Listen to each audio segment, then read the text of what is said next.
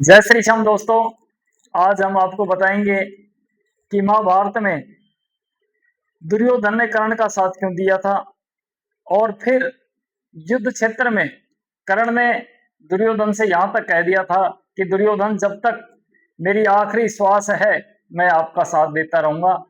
ये कर्ण मर सकता है लेकिन आपके अलावा दूसरे पलड़े में नहीं जाएगा।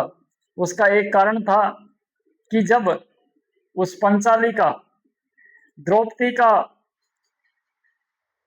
स्वयंवर हो रहा था पंचाल में, उस समय उस मीन को बींधने में दोस्तों कर्ण भी सक्षम था। लेकिन जैसे ही कर्ण उठता है और धनुष को हाथ में उठा करके और बाण चढ़ाने लगता है तो श्री कृष्ण जो बहुत तेज और चालाक थे द्रौपदी की तरफ इशारा करता है और कहता है कि द्रौपदी ये क्या कर रही है। द्रौपदी को उस समय पता नहीं था क्योंकि शर्तें ये थी कि कोई भी मीन की आंख को बीन सकता है। तो दोस्तों जैसे ही द्रौपदी की तरफ श्री कृष्ण इशारा करता है द्रौपदी ने सोचा कि कुछ न कुछ दाल में काला है और द्रौपदी उठकर खड़ी हो जाती है और कहती है कि यहां पर सिर्फ क्षत्रिय ही इस शर्त का अनुपालन कर सकते हैं, मैं किसी और को इस शर्त के लिए आमंत्रित नहीं करती हूं। यदि कोई आता है तो अपने माँ बाप का नाम बताइए, अपना एड्रेस पता बताइए। और दोस्तों आपको तो पता है कर्ण की माँ जो कुंती थी, बताते हैं इतिहासकार कि कंवारी के ही कारण पैदा हुआ था और उसने एक संदूक में बंद करके और नदी में बहा दिया था। तो कर्ण को इस चीज का पता नहीं था कि तेरी माँ कुंती है।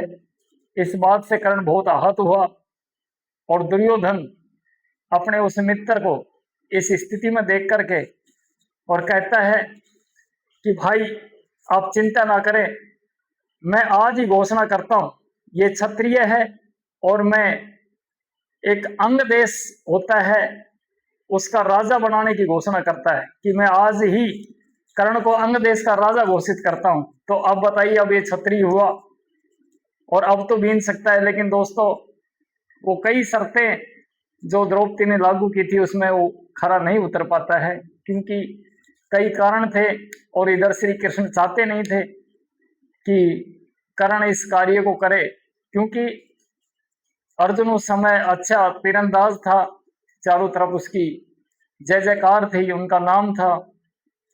तो एक बुआ के बेटा होने के नाते श्री कृष्ण भी चाहता था कि ये श्रेय, ये यश और कीर्ति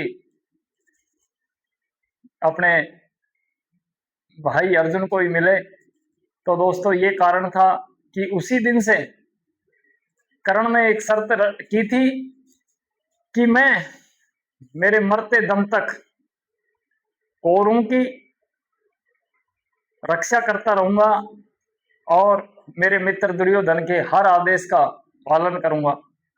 तो यही बात थी दोस्तों। धन्यवाद। जय हिंद।